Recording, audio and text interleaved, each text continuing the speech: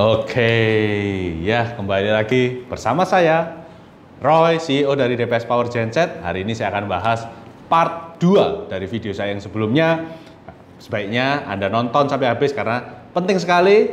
Ini saya akan bahas buku ajaib saya dan saya akan bagikan hadiah di belakang video saya terakhir ini. Dan jangan lupa subscribe YouTube channelnya DPS Power Genset dan sebarkan ke teman-teman Anda yang membutuhkan tutorial atau tips and trick atau apapun yang ada di video channel kami DPS Power Genset ini. Oke?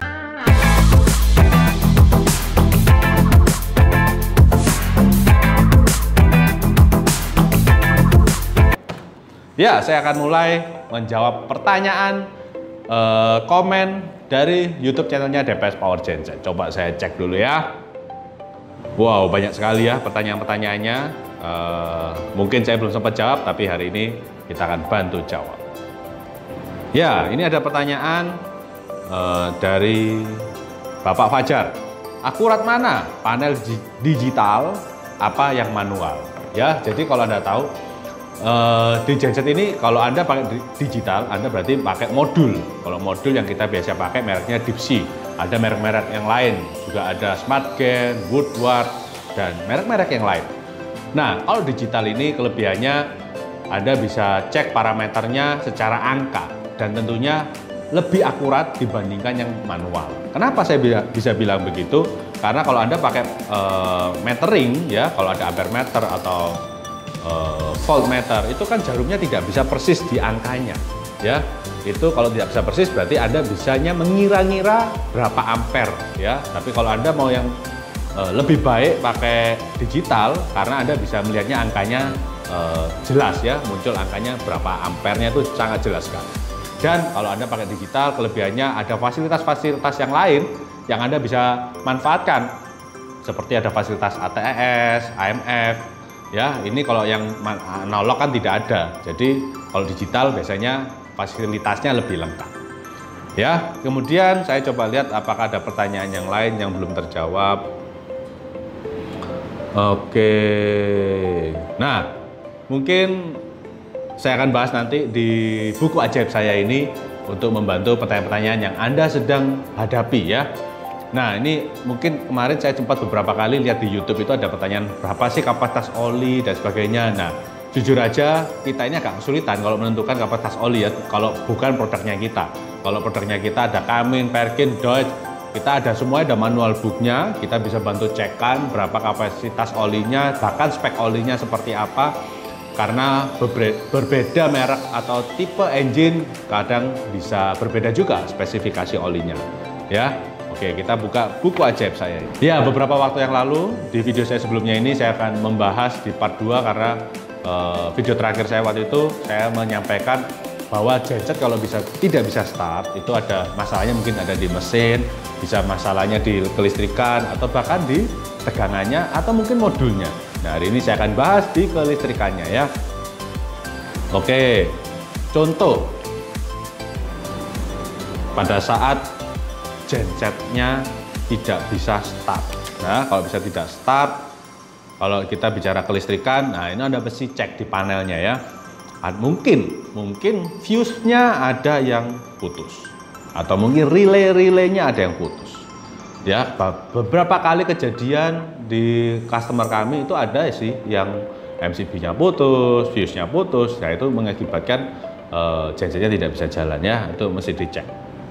Kemudian mungkin oil pressure switch-nya tidak bekerja sehingga dia memerintahkan untuk alarm atau shutdown gensetnya. Atau mungkin ada di temperatur switch-nya tidak bekerja. Nah, itu juga bisa mengakibatkan alarm dan gensetnya tidak bisa bekerja. Atau mungkin ada solenoid atau elektroniknya bisa rusak. Nah, ini juga bisa mengakibatkan genset tidak bisa start. Ya, itu beberapa hal yang Anda mesti perhatikan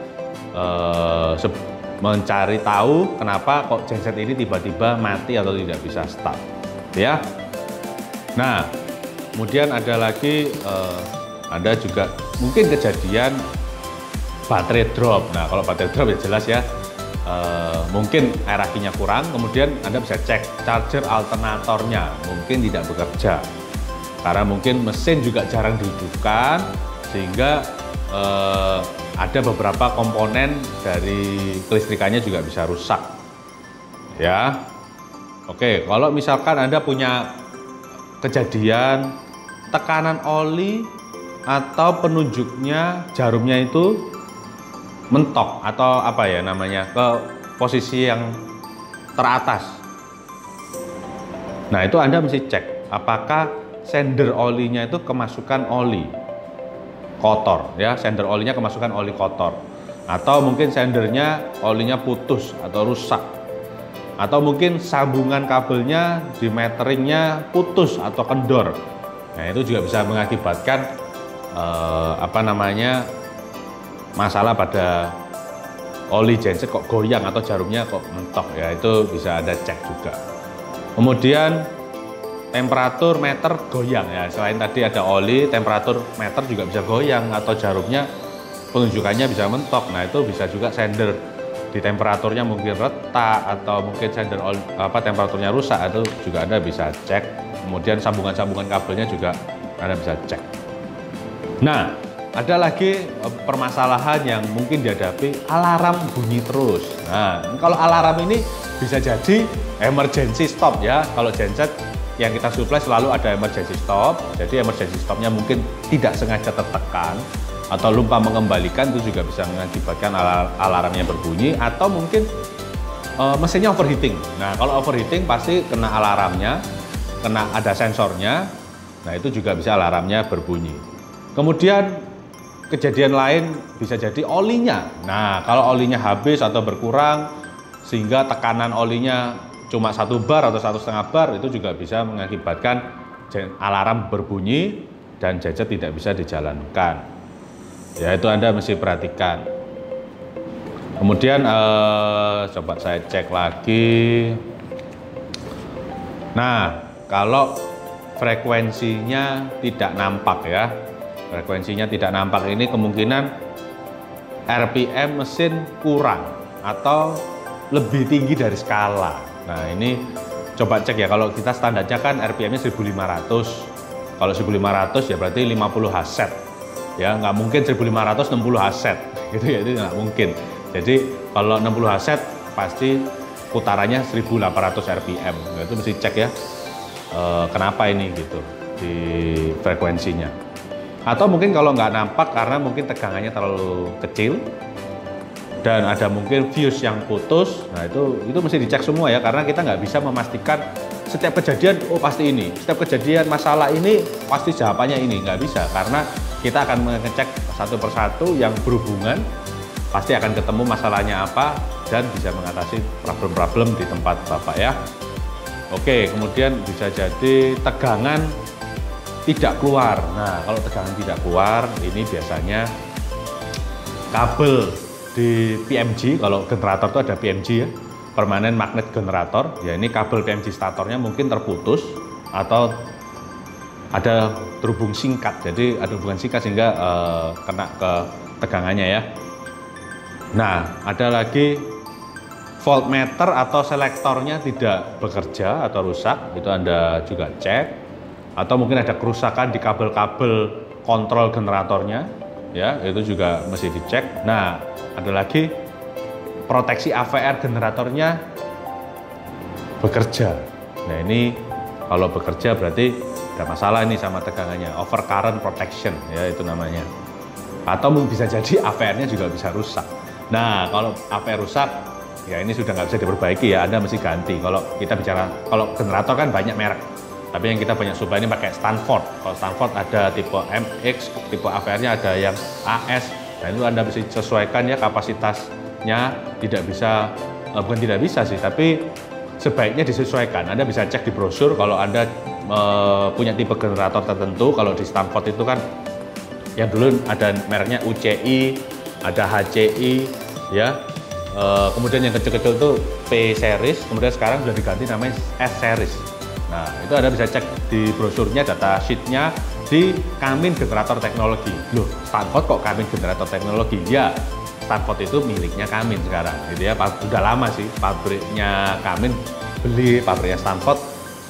Jadi Anda bisa cek di www.kamingeneratorteknologis.com, itu Anda bisa cek lah tipe generatornya, Anda bisa input dan Anda bisa dapat semua data teknisnya. Kalau Anda kesulitan, Anda bisa hubungi kami, kita bisa kirim spek generatornya dan Anda bisa lihat tuh AVR nanti tipenya apa.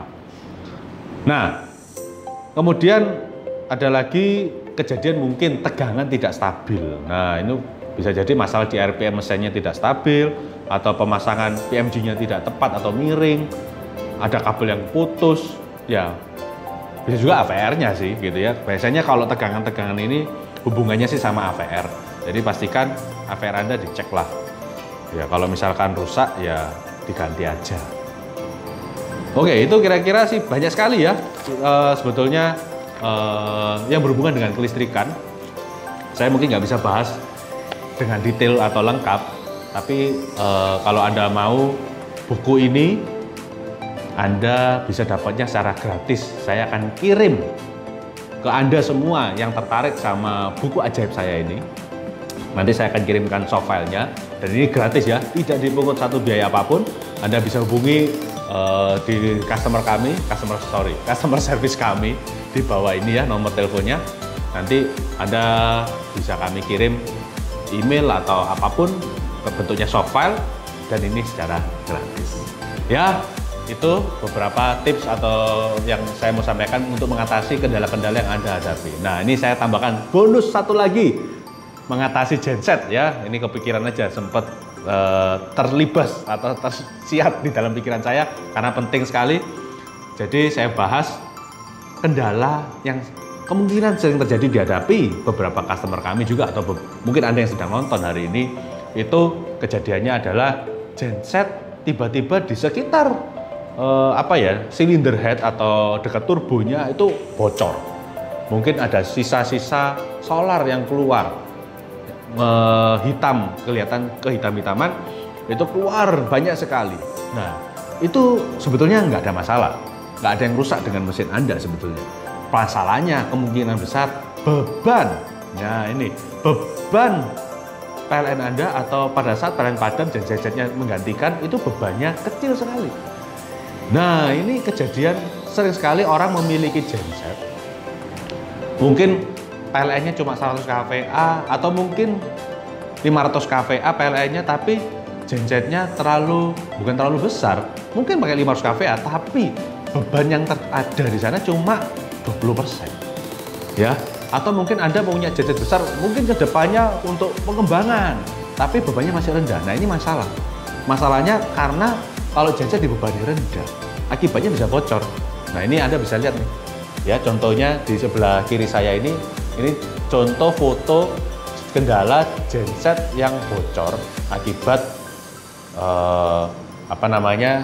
beban yang rendah. Jadi solusinya seperti apa? Ya, sebisa mungkin bebannya dinaikkan, ya, dimaksimalkan. Karena kalau Anda punya genset yang sudah besar, tidak dipakai, kapasitasnya maksimal, ya tidak efisien. Ya, itu juga bisa mengakibatkan keborosan. Bukan berarti bebannya rendah lebih irit, tidak seperti itu. Oke, itu tips saya. Mudah-mudahan video ini bermanfaat buat Anda, dan jangan lupa subscribe YouTube channel kami dan sebarkan atau komen kalau video-video kami ini bermanfaat buat Anda. Oke, terima kasih dan salam sahabat Power.